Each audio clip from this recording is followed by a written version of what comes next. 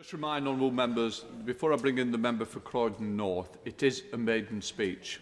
Mr Steve Reid.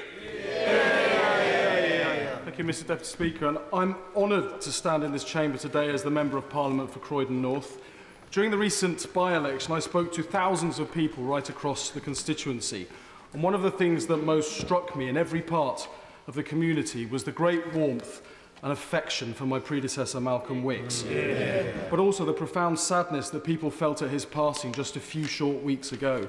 Malcolm was a man of great integrity, a genuinely decent human being, and a man with a sincere and lifelong commitment to social justice. He made a difference improving support for carers, for children and for older people. In Malcolm, the people of Croydon North had a true champion and a good friend. As many in this chamber will know, Malcolm had a great sense of fun. He didn't take himself too seriously, and that much was clear to the office staff who walked into his office one afternoon to find him bouncing around the room playing the air guitar with his good friend Keith Hill, the former Member of Parliament for Streatham. I do know that members on all sides miss Malcolm very much. Until my election as a Member of Parliament, I had the pleasure and privilege of leading Lambeth Council. I'm proud of the work I did there, alongside many talented colleagues, to turn around a once-failing council. Lambeth Children's Services were in the bottom 3% nationally when I was elected leader, but were rated by Ofsted as the best in the country when I left. And I hope that experience of transforming public services will be of value to this House and to the people of Croydon North. At Lambeth, I pioneered the concept of cooperative councils and cooperative public services.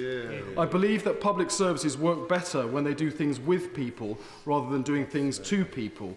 And that means finding new ways to give people and communities more control over what happens to them. It means giving people the power they need to make the change they want to see.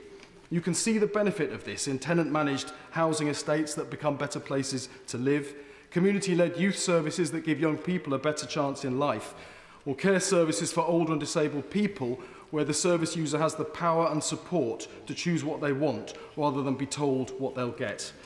I pay tribute to the growing number of councils and dozens of other organisations nationally that are pioneering more cooperative ways of running public services so they're more directly responsive and accountable to the people who use them.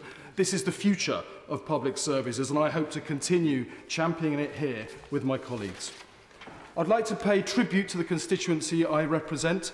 Croydon North is one of the most diverse and vibrant places in the country. People have come to live there from across the world. The area's greatest strength is its diversity. Walk along the London Road, which runs through the constituency, and you'll find restaurants, businesses, faces and language from every corner of the globe. In an age of globalised trade and communication, this diversity is a resource to be harnessed for the good of everyone. I was heartened during the by-election that those who sought to divide that community were rejected. People in Croydon North understand that we best confront the challenges we face when we stand together in solidarity. Croydon North has real challenges. It's a relatively poor area, and people living there feel let down that the slow decline of the area over recent years has not been addressed.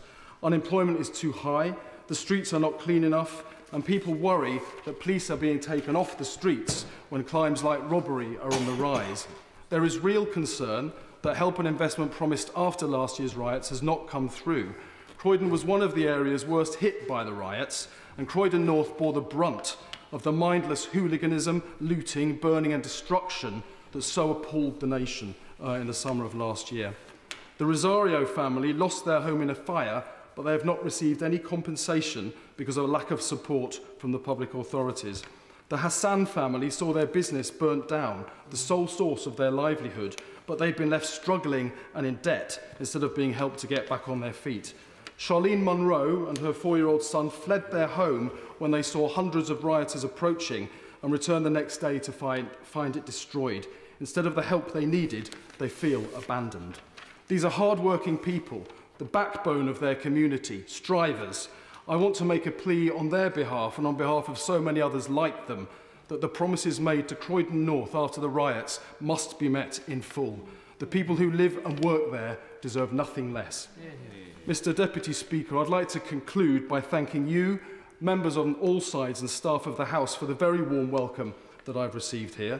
I hope during my term of office to represent the people of Croydon North to the best of my ability. And if, when I finally leave this place, I have earned even a fraction of the respect and warmth that people felt from my predecessor, Malcolm Wicks, then I have done well. Thank you.